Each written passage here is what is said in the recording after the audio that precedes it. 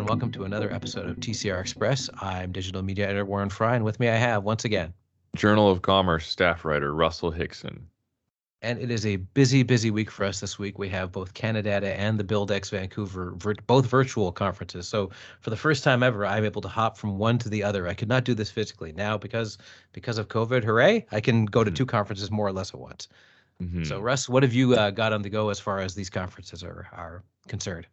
Well, I've already attended one Buildex session that was pretty interesting. It was about how to build like a resilient architecture and design firm, and Joanna Hoffman, I believe her name is.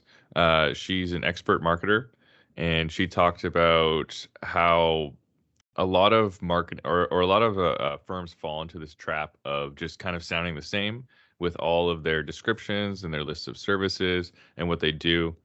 And she talked about how to differentiate yourself in the market, how to specialize, and just a lot of interesting things that seem obvious in hindsight. Like she used the example of Corona beer, and she said, what's different about Corona?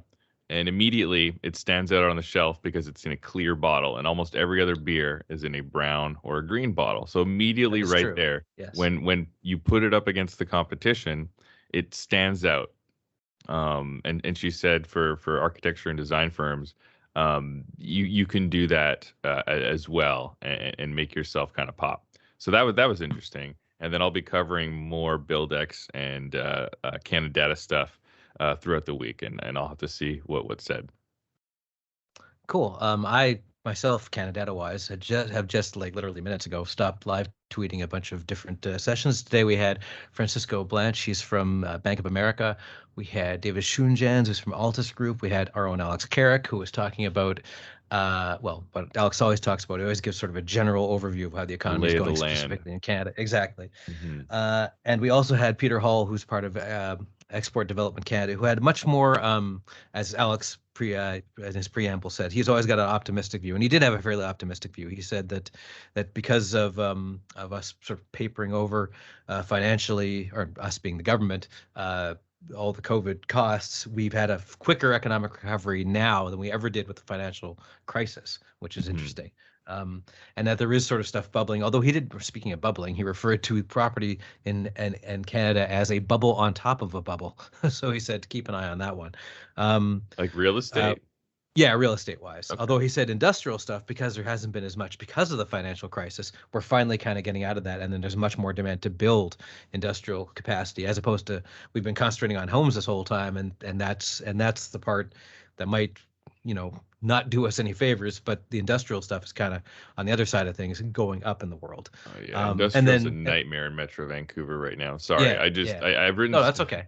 for the readers, I probably get at least once a month, if not more than that, a new report talking about just the dire state of industrial land availability in Metro Vancouver, which just keeps creeping lower and lower. And I think I saw the latest one I think I saw was 0.5% vacancy rate for industrial land. So yeah, we're reaching kind of a real bad place. If you want industrial land in Metro Vancouver, good luck. If you want an industrial space, good luck. Didn't touch on Vancouver specifically, but I'm sure this has come up before, that Vancouver is kind of I was going to say great, but it's an interesting sort of test lab for both affordability and industrial stuff, because we were so hemmed in. There's no room, and for the longest time policy has been around residential, and that's kind of coming home to roost a little bit here anyway. Right. And besides that, we had I believe it was Francisco Blanch. He talks a lot about commodities, and he said that decarbonization is kind of all in a way pushing an energy crisis, because a lot of things aren't being used anymore, or we're trying to get off them, and that means there's less demand for them, so it causes problems, but it's a necessary step you got to go through. And he also said, interestingly, he's like, if you want, we're going through an energy crisis right now, but do not expect Saudi Arabia and Russia to rush in and save us, because that's never going to happen. So you don't say. Couldn't guess on that, but it was interesting. outright talking about it. I'd be remiss if I didn't mention that the day after this is 2 days after this is recorded, one day after it's released, is the National Day for Truth and Reconciliation, and we, specifically you, Russ, address this. Or at least the needs of construction and how they mesh with Indigenous needs during our live stream last week during the election.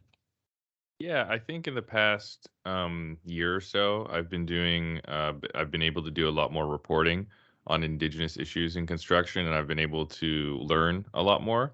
And the people I've spoken to, I guess there's two things that I'd like to touch on real quick. And one is around kind of procurement and Indigenous-owned companies. And I know a new group has formed, I believe, in Saskatchewan, to kind of have a united voice around majority Indigenous-owned companies.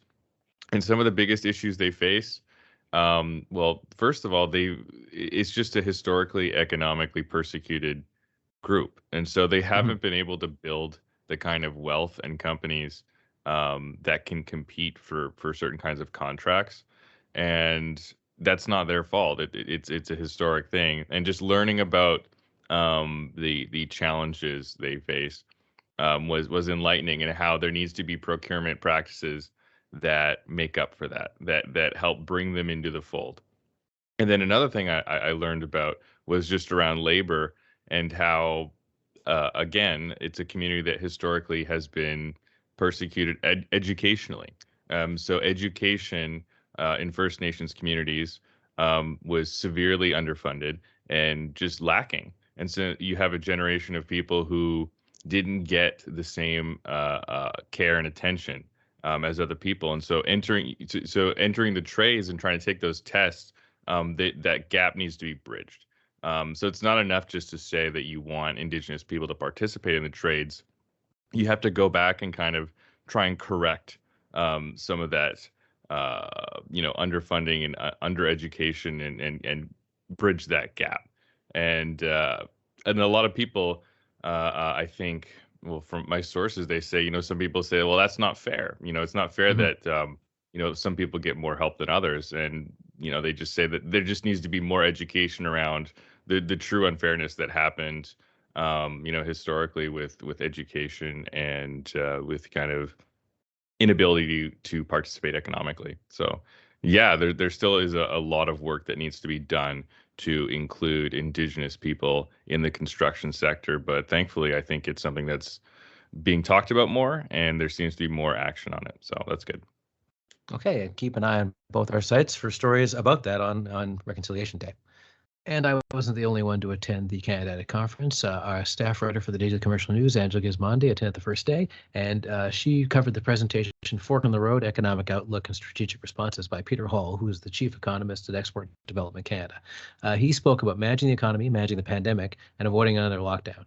In terms of the economic outlook for the world economy, he said the numbers for this year and next are very robust and well ahead of long-term trend numbers. It's a world economy that is still very much in recovery mode, he said, and he also talked about the outlook for the residential, industrial, and commercial markets in Canada. Daily Commercial News staff writer Don Wall reported on two CanaData sessions from day one. He reported that Altus Group cost analyst David Schoonjans told delegates that national construction spending is exceptionally strong so far in 2021, with housing starts continuing their multi-year rise, with industrial being the belle of the ball. But cost escalations remain a significant concern, with prices for copper and other commodities expected to impact project pricing for the foreseeable future, even as lumber costs have returned to manageable levels, Schoonjans added. Later, Francisco Blanch, who is the head of global commodities at Bank of America Merrill Lynch, talked about the future of energy prices. He warned it's going to be difficult to avoid extremely high and volatile energy prices from all sources, green and otherwise, throughout the green transition.